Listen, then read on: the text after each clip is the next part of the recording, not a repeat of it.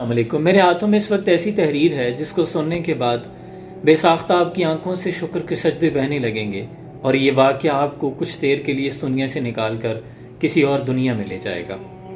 तहरीर कुछ यूं है। कल फीके कुम्हार के घर के सामने एक नई चमकती हुई गाड़ी खड़ी थी। सारे गांव में उसका चर्चा था। जाने कौन मिलने आया था। मैं जानता था फीका पहली फुर्सत में आकर मुझे सारा माजरा जरूर सुनाएगा। वही हुआ। शाम को ठेले पे आके बैठा ही था कि फीका चलाया। हाल चाल पूछने के बाद कहने लगा, साहब जी, कई साल पहले की बात है, आपको याद है?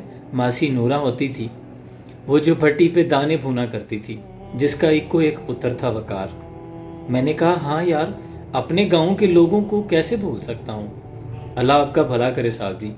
वकार और मैं 5वीं जमात में पढ़ते थे। स्कूल में अक्सर वकार के ढिड में पीड़ होती थी। साहब जी एक नुकरे लगा रोता रहता था। मास्टर जी डांट कर उसे घर भेज देते थे कि जा हकीम को दिखा और दवाई ले। एक दिन मैं अद्धी छुट्टी के वक्त वकार के पास आ बैठा। मैंने अम्मा के हाथ का बना पराठा और अचार खोला।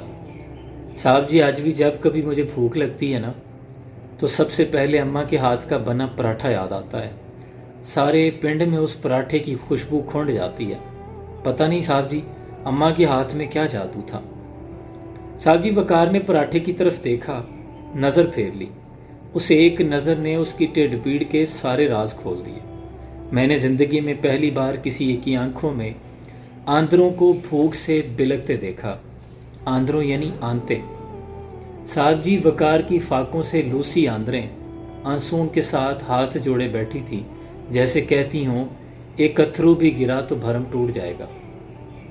वकार का भरम टूटने से पहले ही मैंने उसकी मिन्नतें करके उसको खाने में अपने साथ मिला लिया।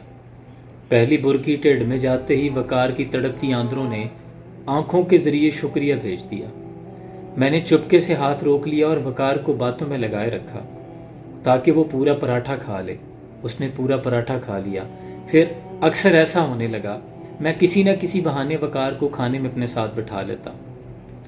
वकार की भूखी आंदरों के सामने मेरे पराठे की पक्की यारी हो गई और मेरी वकार के साथ खौरे किसकी यारी ज्यादा पक्की थी। मैं स्कूल से घर आते ही भूख भूख की खप मचा देता। एक दिन अम्मा ने पूछ ही लिया, पुत्र तुझे 7 पराठा बना के देती हूँ, खाता भी है कि नहीं? इतनी भूख क्यों लग जाती है तुझे? मेरे हाथ पैर फूल जाते हैं, तू आते ही भूख भूख की खप डाल देता है, जैसे सदियों का भूखा हो। मैं कहाँ कुछ बताने वाला था साहब जी, पर अम्मा ने उगलवा के दम लिया। सारी बात बताई। अम्मा तो सुन के बिलक ही पड़ी। कहने लगी, कल से 2 पराठे बना के दिया करूंगी। मैंने कहा, अम्मा पराठे 2 हुए तो वकार का भरम टूट जाएगा। मैं तो घर आकर खा ही लेता हूँ। साहब जी उस दिन से अम्मा ने पराठे के वाल बढ़ा दिए और मक्खन की मिकदार भी। कहने लगी, वो भी मेरे जैसी माँ का पुत्र है। ममता तो वक्री वक्री नहीं होती फीके, माएँ वक्खो वक होती हैं क्या? मैं सोच में पड़ गया। 5वीं जमात में पढ़ने वाले फीके को भरम रखने का पता था। भरम जो जात का मान होता है, अगर एक बार भरम टूट जाए तो बंदा भी टूट जाता है। सारी जिंदगी अपनी ही किरचियां इकट्ठे करने में गुजर जाती हैं और बंदा फिर कभी नहीं जुड़ पाता। फीके को 5वीं जमात से ही भरम रखने आते थे।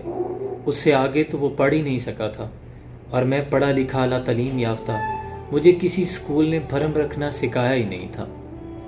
साहब जी उसके बाद अम्मा बहाने बहाने से वकार के घर जाने लगी।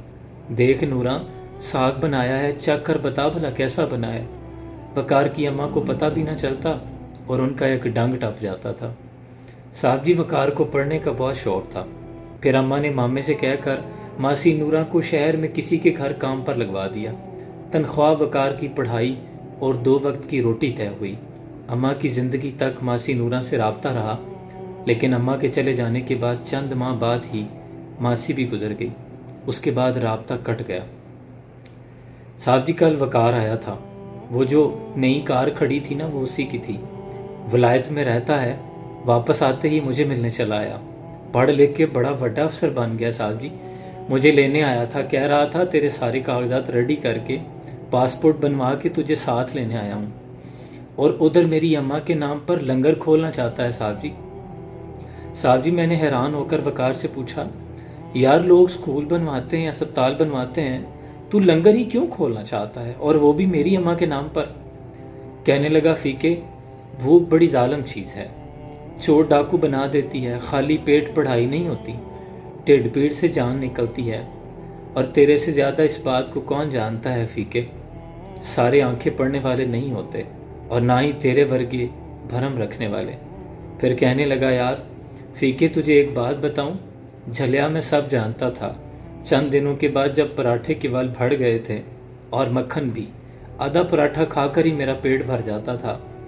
अम्मा को हम दोनों में से किसी का भी भूखा रहना मंजूर नहीं था फीके। वकार फूट फूट कर रो रहा था। अम्मा यहाँ भी बाजी ले गई साहब जी, और मैं भी इसी सोच में डूब गया कि लूसती आंदरों पर पराठे की यारी ज्यादा पक्की थी, फीके और वकार की यारी से भी ज्यादा। भरम की बुनियाद पर कायम होने वाले रिश्ते कभी टूटा नहीं करते। फीका कह रहा था, मुझे अम्मा की वो बात आज भी याद है साहब जी। उसने कहा था, ममताएं तो वखरी वखरी नहीं होती फीके, माएं वक्खो वक होती हैं भला क्या। याद रखें, भरम ही है जिनसे रिश्ते और दोस्तियां कायम रहती हैं। अपने अतराफ लोगों के चेहरों पर दर्द के उन्वान पढ़ना सीख लें, ये बहुत बड़ी डिग्री है। और याद रखें, हम दुख के जिस भी मुकाम पर हों, हमसे आगे बहुत से लोग होते हैं, उन्हें देखकर शुक्र की लाठी को थाम लेना चाहिए। और जब आपकी जिंदगी में अंधेरे भरने लगें तो चुपके से किसी प्यासे दिए में तेल भर आया करें, देखना रोशनियां कैसे आपके पीछे चली आएंगी। अल्लाह आसानियां हासिल और तकसीम करने का शर्फ अता फरमाए। दुआ में याद रखिएगा। सलाम पहुँचे।